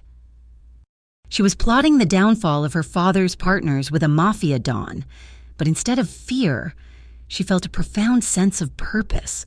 For the first time in her life, she wasn't just observing the business, she was shaping it. Dante's tech specialist, a disembodied voice on speakerphone, confirmed the timeline. "We have the leak ready to go. Boss."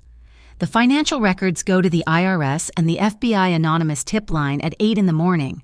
The press gets the summary at 9.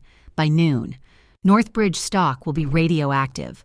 "Good," Dante said. "What about Marco?" "He took the bait," the voice replied. "He thinks the meeting regarding the waterfront project is real. He's expecting to strong-arm you into signing over the rights." "Let him think that," Dante said grimly. "Tell him I agreed to the meet. 7 in the evening. Warehouse 4. Dante hung up the phone and rubbed his temples. The clock on the wall read 3 in the morning. The adrenaline that had fueled them for hours was beginning to fade, replaced by a heavy, quiet exhaustion. Lena pushed her laptop away and stood up, stretching her stiff muscles. She walked over to the kitchen island where a coffee pot had been working overtime. She poured 2 cups and carried them back to the living area. Dante had moved to the couch, staring out at the city lights, lost in thought. Lena set the cups down on the steel table and sat next to him, leaving a respectable distance between them.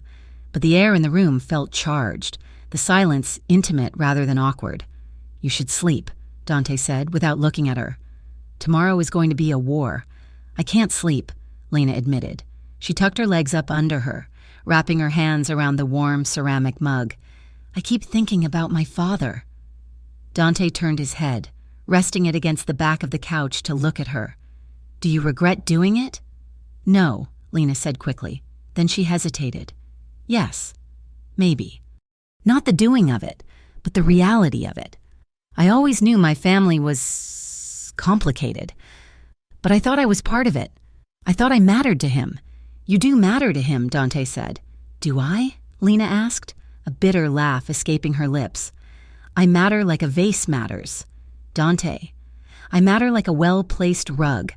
I was raised to be perfect, to speak 3 languages, to play the piano, to wear the dress and smile at the investors. I was an asset, and when the asset became inconvenient, when I started asking questions, he didn't protect me. He just managed me." She looked down at her coffee, the dark liquid trembling slightly. "I have spent my whole life in a glass box," she whispered. "Everyone looking in, admiring the view, but no one ever asked if I could breathe." Dante moved then. He didn't say anything at first. He just shifted on the couch, closing the distance between them. He reached out and took the cup from her hands, setting it on the table. Then he took her hands in his. "You are not a decoration." "Lena," he said, his voice low and rough. "I feel like one," she countered, tears pricking her eyes. "I feel small. Against all of this. Vescari, the syndicate, the feds. I'm just a girl who stole a flash drive." Dante stood up, pulling her with him. He led her to the massive window, where the city sprawled out below them like a sea of electric stars. He stood behind her, his body a solid, warm wall against her back. He slid his arms around her waist, locking his hands together over her stomach, pulling her back until she was resting completely against him. "Look at that city," Dante murmured, his chin resting near her temple. His breath ghosted over her ear, sending a shiver down her spine. "It is huge," Lena whispered. "It is a machine," Dante corrected. "It eats people. It chewed up my brother. It corrupted your father. But you stood up to it." He tightened his hold on her, secure and grounding. "You walked into a meeting with a killer and didn't flinch. You broke into the lion's den to get the truth. You are not small, Lena. You are the only one brave enough to face the rot." Lena turned in his arms. The movement was slow, inevitable. She looked up into his face. The shadows of the room softened his sharp angles, but his eyes were burning with a terrifying intensity. "You make me feel brave," she whispered. "No," Dante said, shaking his head slightly. "You were always brave. I just gave you a ride." The tension that had been simmering between them since the car chase, since the garage, finally boiled over. It wasn't an explosion, it was a surrender. Dante lowered his head, and Lena rose to meet him. The kiss was different this time. It wasn't frantic or desperate. It was deep, slow, and devastatingly thorough. It was acclaiming. Dante's hands roamed over her back, tracing the line of her spine, memorizing the shape of her. Lena's hands moved to his chest, bunching the fabric of his shirt, pulling him closer until there was no air left between them. They moved together, a clumsy, beautiful dance toward the couch. They didn't break the kiss. They sank onto the leather cushions, limbs tangling. Lena ended up straddling his lap again, but this time it felt anchored, right. She pressed her forehead against his, breathing him in. "Dante," she breathed, her voice wrecked. Dante's hands were on her waist, his thumbs rubbing circles against her hips through her sweater. He kissed her jaw, her neck, the sensitive spot behind her ear. Lena arched into him, a soft sound escaping her throat. The heat in the room spiked, becoming a physical weight. His hands slid up under the back of her sweater, his palms warm against her bare skin. Lena gasped, her own hands moving to the buttons of his shirt. She fumbled with them, her fingers shaking with want. Dante stopped her. He caught her hands in his, holding them still against his chest. His breathing was ragged, his heart pounding a frantic rhythm beneath her palms. Lena looked at him, confused, her lips swollen and red. "What is it?" Dante closed his eyes for a second, fighting for control. When he opened them, the desire was still there, burning hot, but something else was stronger. "Not tonight," he rasped. Lena pulled back slightly, hurt flashing in her eyes. "You don't want me?" Dante let out a harsh, incredulous laugh. "Lena, I want you more than I want my next breath. I want to take you into the bedroom and keep you there for a week. I want to map every inch of you." He brought her hands to his mouth, kissing her knuckles tenderly. "But not like this. Not when we are running on adrenaline and fear. Not when I have to go to war in 5 hours." He looked at her with a fierce, solemn sincerity. "When I have you, Lena, I want your head to be clear. I want us to be safe. I want it to be a beginning, not a desperate moment in the middle of a battle." Lena searched his face. She saw the truth in his eyes. He wasn't rejecting her. He was honoring her. He was protecting the thing growing between them, ensuring it wasn't tainted by the violence of their current reality. She smiled, a soft, genuine curve of her lips. "You are a frustrating man." "Dante Moretti." "I try," he murmured, leaning in to kiss her forehead. He pulled her down so she was curling against his side, her head on his chest. He grabbed a throw blanket from the back of the couch and draped it over them. "Sleep," he commanded softly. "I will keep watch." And for the first time in her life, surrounded by the danger of a mafia penthouse, Lena fell asleep feeling completely safe. The morning sun hit the glass of the penthouse like a spotlight, harsh and unforgiving. The softness of the night before had evaporated, replaced by the cold steel of the plan. Dante was already dressed when Lena woke up. He wore a charcoal suit, a crisp white shirt, and a tie that looked like liquid mercury. He looked impeccable. He looked like a shark. "The leak is out," he said as she sat up, rubbing the sleep from her eyes. "Northbridge is trending on every financial news network. The stock is in free fall. The FBI has announced a preliminary inquiry." "What about my father?" Lena asked, the knot of anxiety returning to her stomach. "He's not named yet," Dante said, "but he will be. The trail leads directly to his door." Lena stood up, smoothing her clothes. "I have to go see him." Dante paused in the middle of checking his watch. "No, absolutely not. You stay here." "Dante, I have to," Lena insisted, walking toward him. "The feds are going to raid the estate. Maybe not today, maybe not tomorrow, but soon. I need to face him. I need to hear him admit it. And I need to get my things. If I am going to disappear, I cannot do it with nothing." "It is too dangerous," Dante said, his voice hard. "Marco is out there. Marco thinks I am with you," Lena argued. "He thinks I am your weakness. If I go home, it looks like I left you. It looks like we fought. It confuses the narrative. And besides, the estate is a fortress. My father has doubled the security since I disappeared." Dante stared at her, his jaw working. He hated it. Every instinct he had screamed to lock her in this tower until the smoke cleared, but he saw the look in her eyes. It was the same look she had when she handed him the flash drive. She needed closure. She needed to sever the tie herself. "I will send Nico with a shadow team," Dante said finally. "They will not go onto the property, but they will be at the gate. You go in, you talk to him, you get a bag, and you get out. 30 minutes, 30 minutes, Lena agreed. Dante grabbed her by the shoulders and pulled her in for a hard, bruising kiss. "Be careful," he whispered against her lips. "I will see you tonight," she promised. "After you finish this."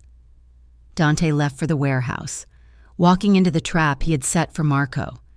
Lena took the elevator down to the garage, where Nico was waiting with a nondescript sedan. The drive to the Marcelli estate was tense. When they arrived at the massive iron gates, the security guard, a man Lena had known since she was 10, waved them through without question. "Wait here," Lena told Nico as the car idled in the circular driveway. "Keep the engine running."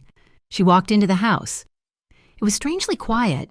The staff seemed to be making themselves scarce, sensing the storm coming. She found Victor in the library. He was pacing, a phone pressed to his ear, shouting at someone about stock prices. When he saw Lena, he froze. He hung up the phone without saying goodbye. "You came back," he said, relief washing over his face. "Thank God. Lena, where have you been? The news." "It is a disaster. Northbridge is collapsing. We need to issue a statement. We need to say you were at a spa retreat." Lena stood in the doorway, looking at the man she had idolized for 20 years. He looked smaller today. "Older. I wasn't at a spa. Father," she said, her voice steady, "I was with the people you pay to kill your employees." Victor went pale. "What are you talking about?" "I saw the file," she said, stepping into the room. "Incident 1104, David Miller." Victor sank into his leather chair as if his strings had been cut. "You were not supposed to see that. You paid them," Lena said, her voice rising. "You paid Marco Vascari to murder a man who had a daughter." "It was business," Victor shouted, slamming his hand on the desk. "It was survival. Lena, you think I wanted that? Vascari had us in a vice. If Miller talked, the union would have walked. The hotel would have stalled. We would have lost everything. I did it for this family. I did it for you. Do not put this on me," Lena said, her voice icy. "You did it for your ego. You did it because you couldn't bear to fail." She looked around the room, the leather books, the expensive art, the crystal decanters. "I am leaving," she said. "Leaving?" Victor asked, confused. "Where are you going?" "Away from you," Lena said. "I am done being your asset." She turned and walked out. She didn't go upstairs to pack a bag. She didn't want the clothes. She didn't want the jewelry. She just wanted out. She walked toward the front door, her heart pounding. She had done it. She was free. She reached for the handle of the heavy oak door. Suddenly, a hand clamped over her mouth from behind. A cloth, damp and smelling of chemicals, was pressed hard against her nose and mouth. Lena tried to scream, but the sound was smothered. She thrashed, kicking back, but the person holding her was immense. She saw a flash of movement in her peripheral vision. 2 men in ski masks emerging from the hallway leading to the servants' quarters. How did they get in? The security... Her vision blurred. The adrenaline that had fueled her confrontation drained away, replaced by a heavy, suffocating darkness. She tried to reach for her pocket, for the burner phone. Her fingers brushed the denim of her jeans. The phone slipped from her grasp, clattering onto the marble floor. It slid under the foyer table, the screen lighting up with a half-composed message to Dante. "I'm safe. I'm coming to..." The message was never sent. "Got her." A rough voice growled in her ear. The darkness swallowed her whole. Across the city, in a rusted warehouse by the docks, Dante Moretti checked his gun. He had 10 men positioned in the rafters. He was ready to end Marco Vescari. He checked his phone one last time. No message from Lena. She must be packing, he told himself. He holstered his weapon and walked into the warehouse, unaware that the real war had just shifted fronts, and he had already lost the opening move. The warehouse on the waterfront was a hollow shell of corrugated steel and rust.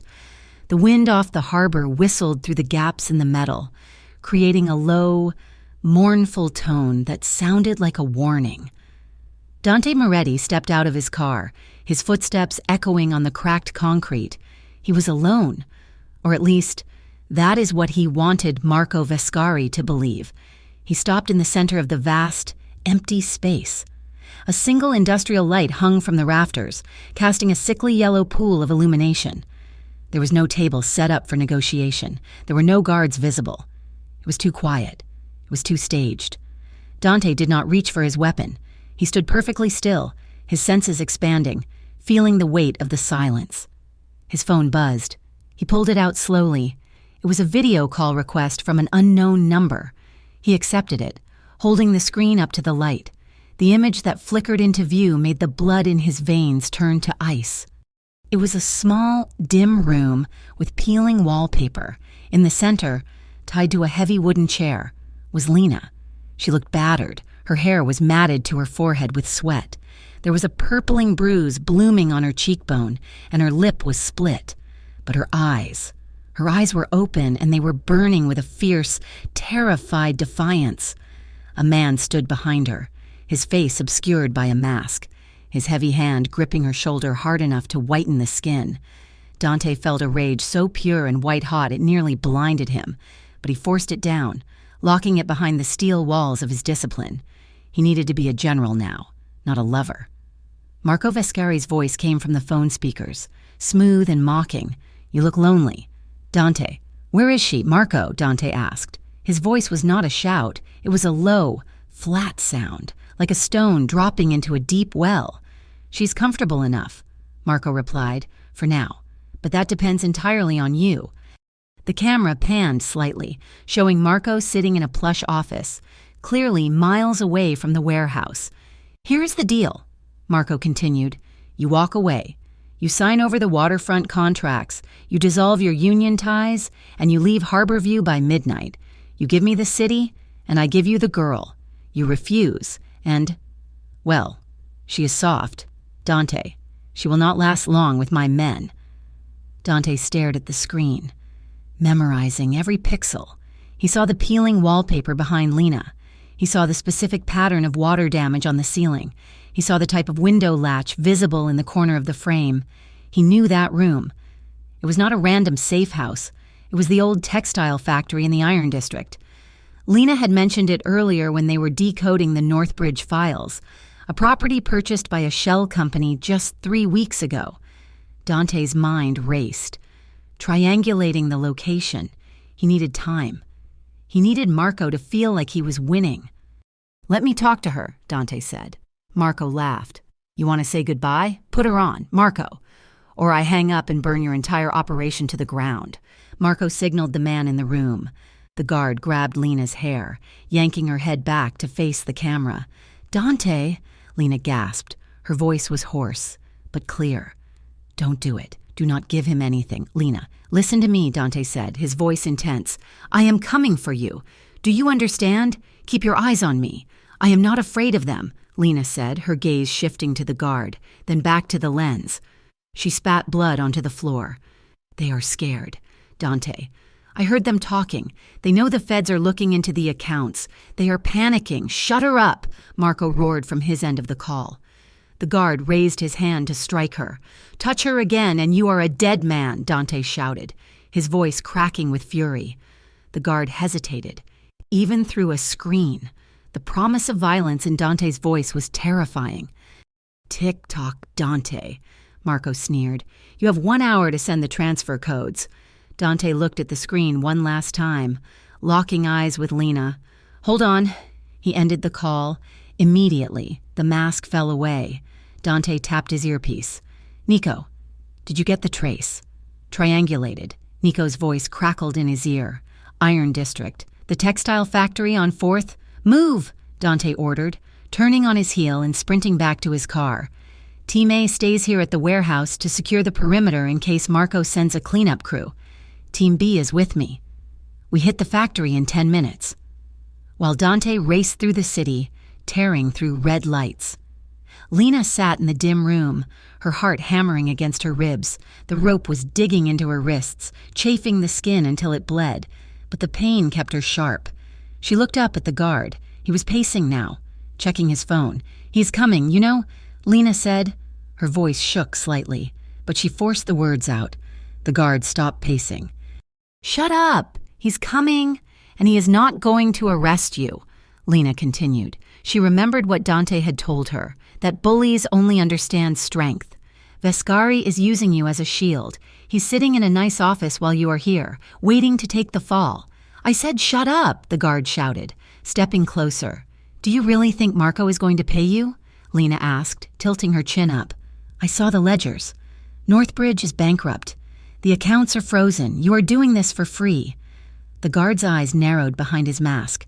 Doubt flickered there. Lena saw it. She pressed harder. "The feds are probably outside right now."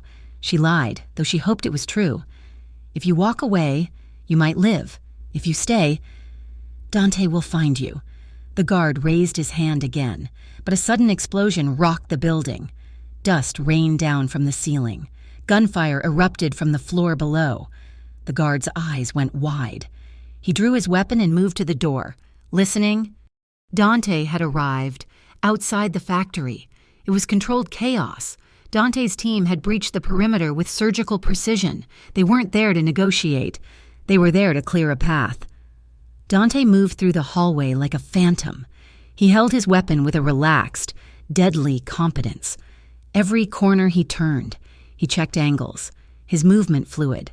His men engaged Marco's thugs in the stairwell, the sound of shots ringing out like firecrackers in a tin can. Dante didn't stop for the fight. He pushed past his team, taking the stairs 2 at a time. He knew where she was. 3rd floor, east corner. He reached the landing. A thug stepped out from a doorway, raising a shotgun. Dante didn't break stride.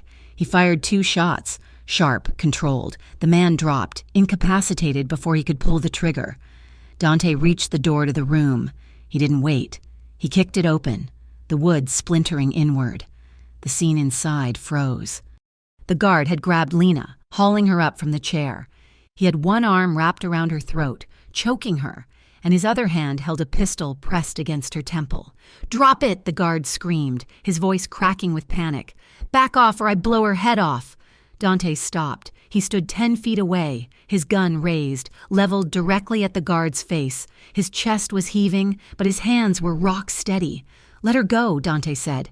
His voice was terrifyingly quiet. It was the voice of death itself. "I mean it," the guard yelled, dragging Lena backward. "I will kill her." Dante's eyes flicked to Lena. She was gasping for air, her face pale, but she wasn't struggling. She was looking at him with absolute trust. "You have 3 seconds," Dante said. "1!" the guard shouted. Dante didn't wait for 2. He saw the guard's finger tighten on the trigger. He saw the shift in his weight. Dante fired. The shot was deafening in the small room. The bullet didn't hit the guard in the head. It struck his hand, shattering the weapon and the bones holding it. The guard screamed, dropping the gun and reeling back, clutching his mangled hand. Lena fell forward, free. Dante crossed the room in a blur. He holstered his weapon and kicked the guard's gun into the corner. His men swarmed the room a second later, securing the screaming man and clearing the area. But Dante didn't look at them. He was already on his knees beside Lena. He pulled a knife from his boot and slashed the ropes binding her wrists. The moment she was free, she collapsed against him. Dante caught her. He wrapped his arms around her, pulling her into his chest with a force that knocked the wind out of her. He buried his face in her neck, his breathing ragged and harsh. "I have you," he whispered, his voice shaking. "I have you. You are safe." Lena clung to him. Her fingers dug into the leather of his jacket, holding on as if he were the only solid thing in a spinning world. She sobbed, a raw, guttural sound of release. "You came," she cried into his chest. "You came. I will always come for you," Dante vowed, Always. He picked her up then, lifting her into his arms as if she weighed nothing. He carried her out of the room, stepping over the debris, walking through the smoke and the ruin, carrying the only thing in the world that mattered to him. 3 hours later, the penthouse was quiet. The city lights outside were still glittering, indifferent to the violence that had just occurred. But inside, the atmosphere had shifted.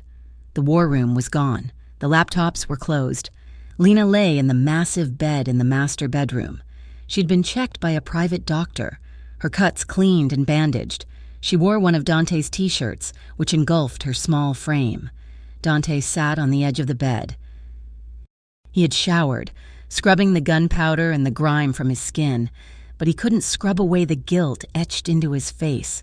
He looked at her hands, resting on the white duvet. Her wrists were wrapped in gauze. "I am sorry," he said. His voice was rough, barely a whisper. Lena turned her head on the pillow to look at him. "For what? For dragging you into this? For letting them touch you? I promised to protect you, and I failed."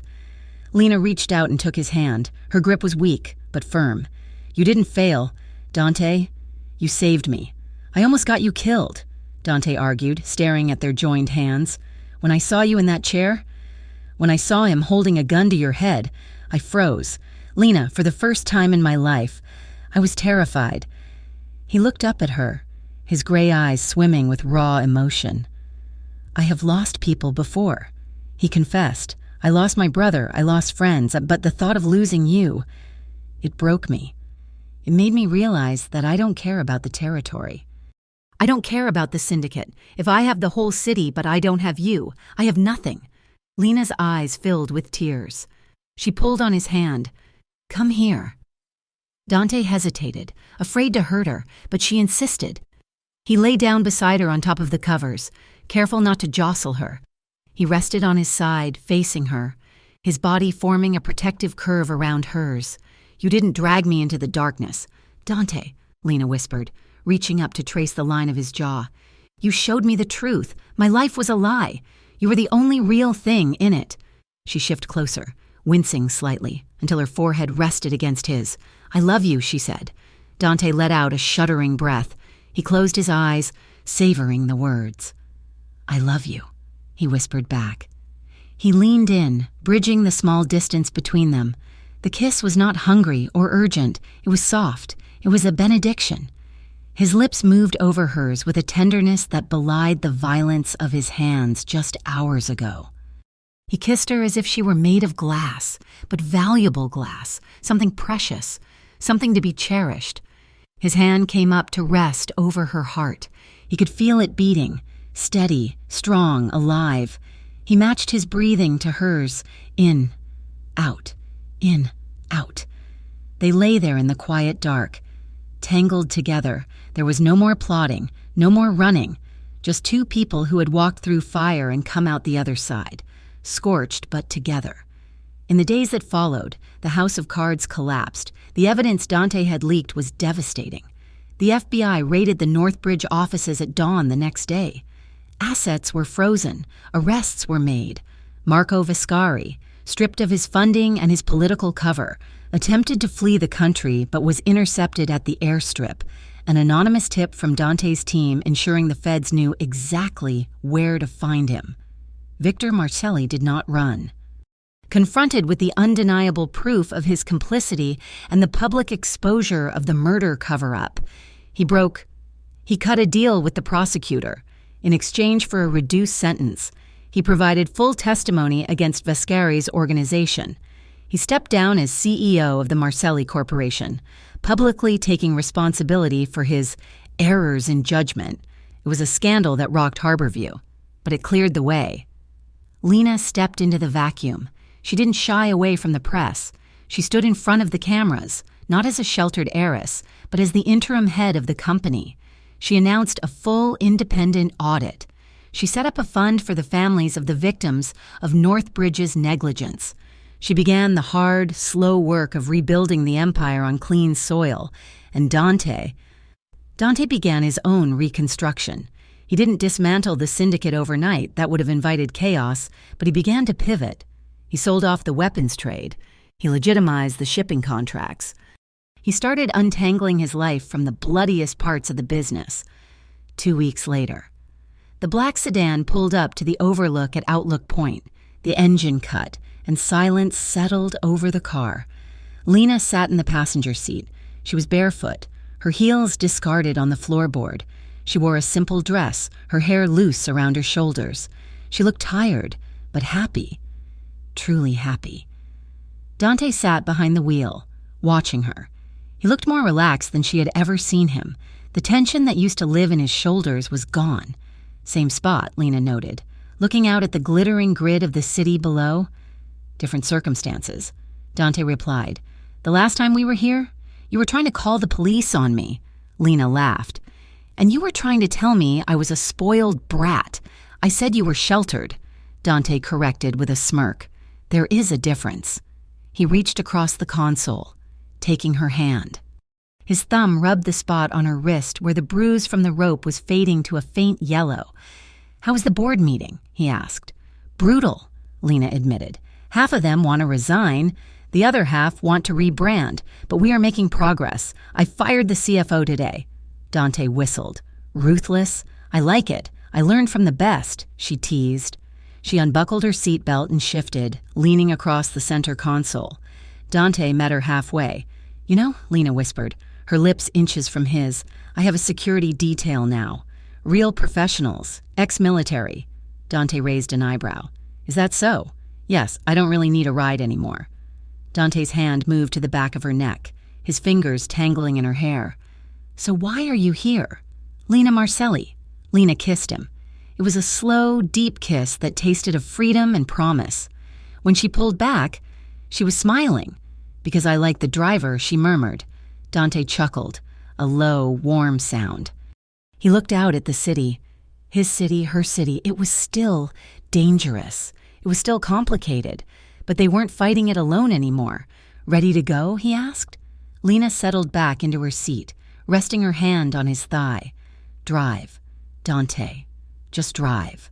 The car pulled away from the curb, heading not away from the city, but right into the heart of it, carrying two people who had decided that the only ride worth taking was the one they took together. Thank you so much for listening to The Heiress Asked for a Ride, but what she got was a wild night in the mafia boss's car. I hope you enjoyed the journey of Lena and Dante as much as I enjoyed bringing it to life for you. It was a wild ride from that first accidental meeting to the final, hard-won, happily ever after. I would love to know where you are listening from today.